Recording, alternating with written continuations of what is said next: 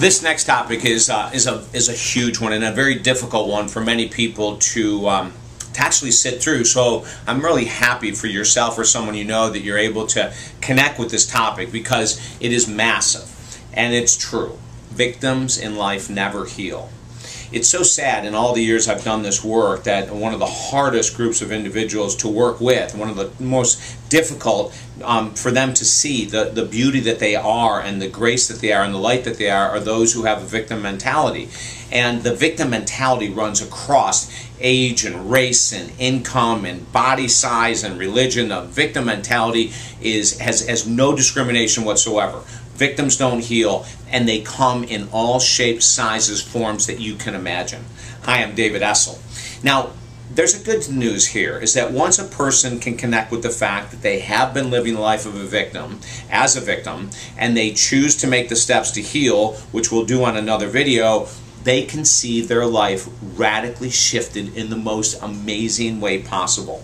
But oftentimes, unfortunately, victims never take the time to look in the mirror and to say to themselves, your life has been that of a victim, and until you shift, you'll never be happy. Victims are more often than not incredibly pessimistic. They're negative. They're unhappy when they're honest with themselves. Lots of victims live in denial, so they don't even see how unhappy they are.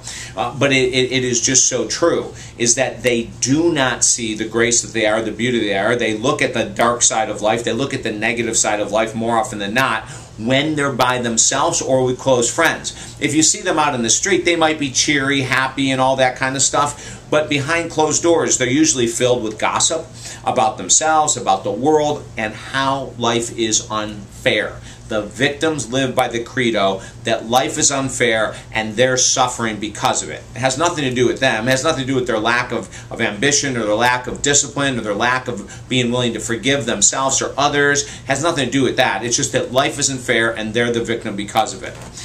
Now, victims come in all shapes and sizes, as I said, and they come from all walks of life. There are some victims who are victim to their genetic predisposition. So they say, because my parents were overweight and I'm genetic, then my life is screwed and I'll always be overweight, and because of that, I'm unhappy. Or they'll say, I'm a victim because I was molested as a child, and I'm not saying this lightly, so please do not take that.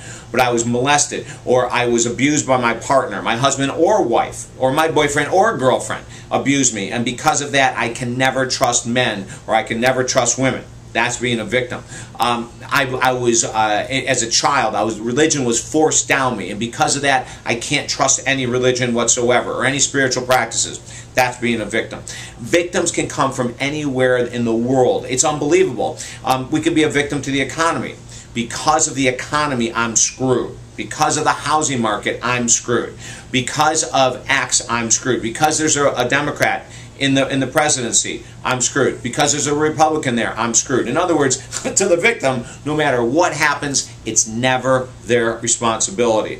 They have become the masters of what in our line of work we call projection, is that there's minimal responsibility, if ever, taken for whatever they're suffering from in life, and it's always because of someone else, something else, but not them.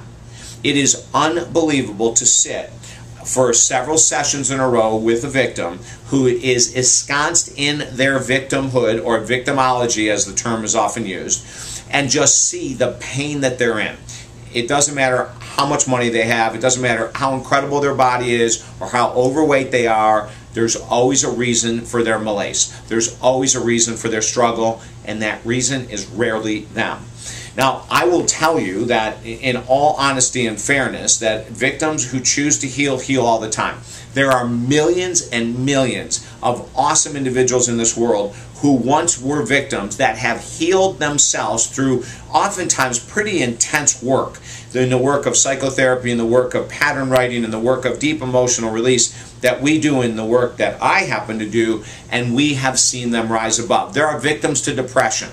There are victims to fibromyalgia. There are victims to chronic fatigue syndrome. There are victims to cancer.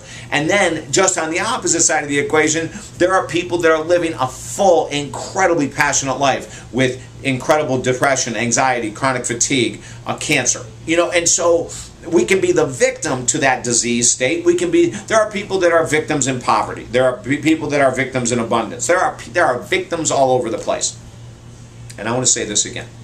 until they see the reality, break through the veil of denial, break through the veils of rationalization. Until they get to that space in life, they will always feel shortchanged. They will never reach that level of passion of getting up in the morning. They will oftentimes be filled with gossip about themselves sometimes and or about others. In other words, the victim is always oppressed. You know, the victim is always the person that says, you know, my father had me down, pinned on the ground psychologically when I was a child. He never told me I was good enough. He never did this. He never did that. And because of that, that's who I am today. Okay? Now, in every victim statement is truth. However, once that experience is past and we've grown past the father and we've gotten out of the horrendous relationship and we've gotten out of that bankruptcy or foreclosures or whatever, once we have moved past that, it's time to heal. Ladies and gentlemen, living a vibrant, positive life has nothing to do with what has occurred to you in the past unless you choose to hold on to that victim-laced story. If you choose to hold on to your past, it has everything to do with today. Why? Because you're living in the past now. You're not living in the present. I love this work that I do in the world of personal growth. And if you happen to be sitting here listening saying, well, I do blame my former husband, the economy, I do blame my parents, I do blame my genes, I do blame whatever it might be, let me help you. For over 25 years, I've helped people release that victim mentality and move into abundance and move into passion and move into grace. And I will do another video on this topic, but this is the most important one. Awaken. Become aware. Become enlightened. Sometimes awakening, awareness, and enlightenment means we see for reality that which we have denied. We see. We raise our hand and finally say, you know what? Holy crap. Watching this right now, I'm a victim. And I can heal. Millions of people before you have healed. Make today that day that you do it. TalkDavid.com. Contact me directly at TalkDavid.com. We can move mountains in short periods of time. We really can. And I would love to help you. I want to see you free. I want to see you passionate. I want to see you filled with the light and grace that you are. And we can't do it if we're a victim.